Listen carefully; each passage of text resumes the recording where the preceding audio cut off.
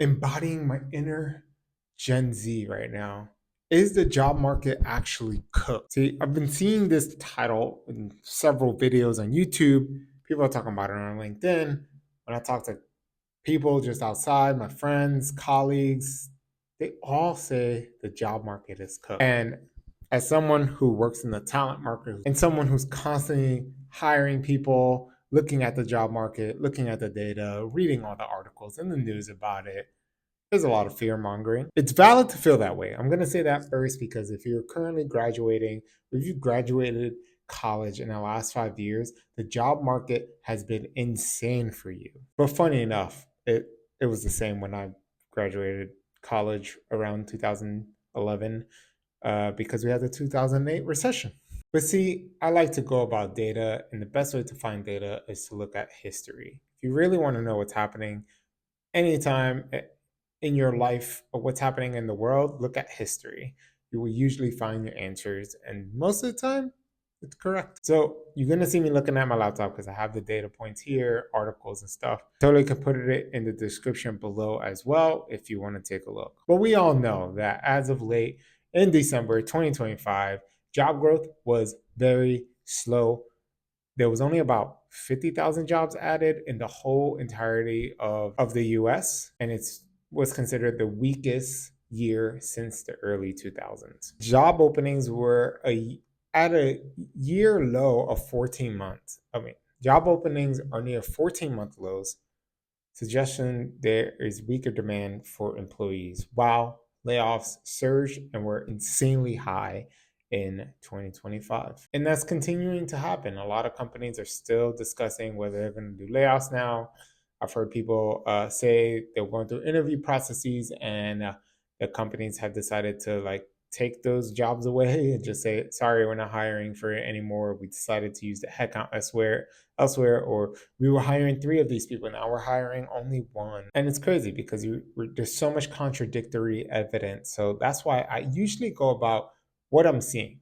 As I'm reaching out to people, as I'm working on jobs, mostly in tech, unfortunately, it's happening across industries as well. And from my understanding, across the most consistent thing I see is that younger workers or people just entering the workforce, it's getting harder and harder. Is it cooked? Well, there is always cycles to happen in this. If you were around looking for a job in 2021, you were probably like, this is amazing because it is, they will call it an employees market.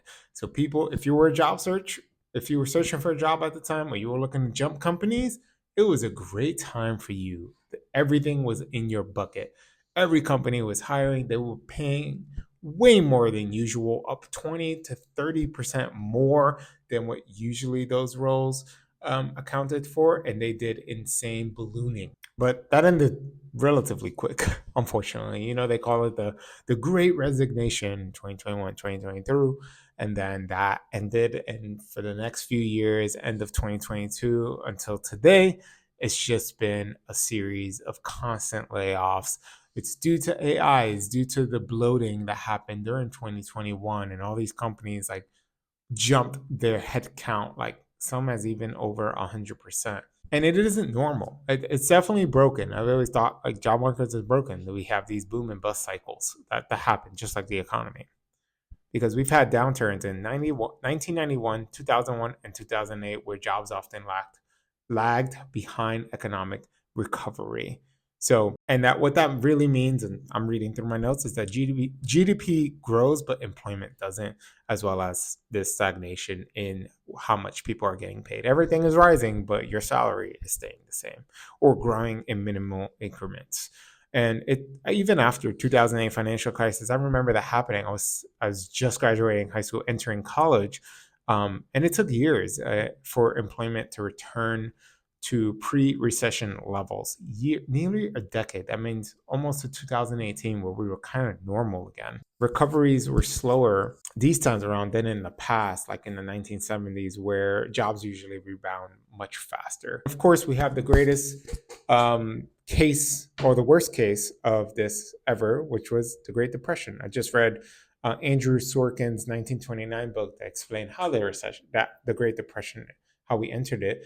But I remember reading in the book that that unemployment hit nearly 25%. It means 25% of people in America were unemployed or on some assistance. And those jobs vanished because the economic engine just collapsed. It went completely down. Like they thought that we were just going to go through, I don't even know what to call it, but it was something. It was definitely an era that was, I'm sorry, they call it the Great Depression. Something as bad as that has not happened since. And don't worry, we'll get to the good news eventually. But it may feel worse than you think. You might think unemployment isn't high. It's sitting around 4.4% last I saw. But the job market does feel broken. It's just a lot of confusion. And I'm going to explain some of the highlights and why. Number one, as you can imagine, is AI and automation. Um, AI reshapes job tasks. And not only that, but it takes away so many parts from a job that you don't have to hire as many people. You still need people in these jobs, like software engineers, right? You still need them, but maybe you don't need 10 people on a front end engineer role, right? Maybe you only need 8. So you're already cutting 2 heads right there. And that continues on as you look at maybe a marketing team and what their needs are. Maybe instead of 2 of the same role, social media manager, I'm just taking stabs here, but social media manager, instead of 2, you maybe just need 1 because they could use AI to help them. Not only that, but there's structural shifts. So a lot of routine jobs are disappearing permanently, forever, because we haven't figured out what those new jobs are going to be, just like we've seen in the past when these things have happened. Huge shifts in the job market, like the industrial age, and when we shifted into that from farming, what that looked like, so many people lost their jobs, but there were a lot of new jobs that were created from that. And not only that, but nowadays, the job quality versus quantity, like more, there are a lot of jobs available. A lot of them are not stable enough to support a middle income security or a family in the US right now, across the US. This not only means like cities like New York City and San Francisco, LA, and all these big cities where it's very expensive to live in, but even the smaller cities are seeing huge rises in rent, groceries, and things that people need to survive. And we've seen in tech, especially being in tech, I see it often. It's just the news of layoffs, hiring freezes. It breeds so much fear into us because we're constantly seeing it. Even though I shared video before where I think that majority of the layoffs happened because there was more bloating. It's probably partially AI, but not as much as you may think, or at least the way the news cycle kind of says it is. And when you think about, is the job market cooked forever?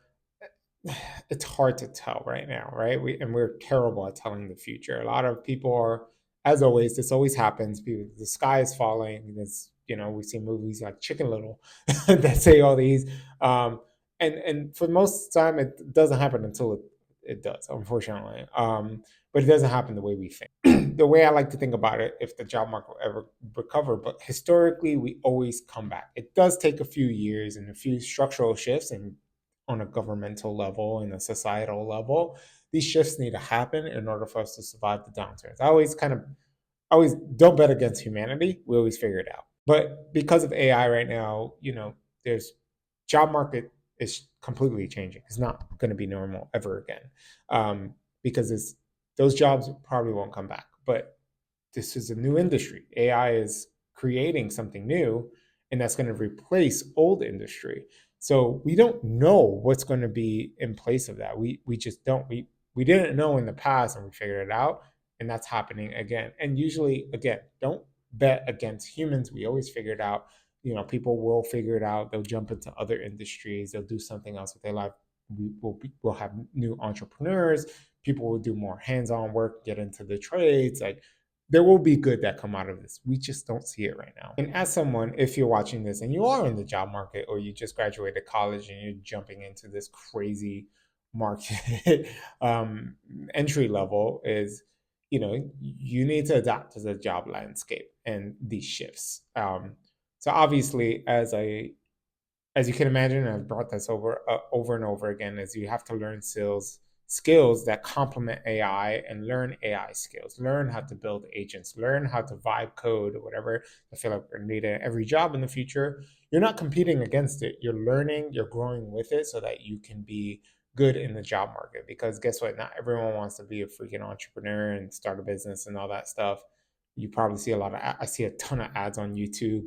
It's like start your own business, make $350 a day or an hour, whatever they say. Not everyone's going to do that. There's a very small percentage of people who will do that. And if they do, they might not do it for the long term. I always speak to candidates who started a business, did it for a few years, folded it, and decided to jump back into the job market because it's not what they expected.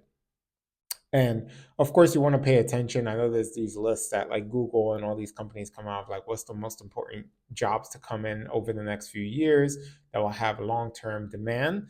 Pay attention to those lists, learn those skills in those lists, because it will help you in the long term to be as competitive as possible in this job market. You also want to build networks and build continuous learning habits, continue to grow, don't stay stagnant.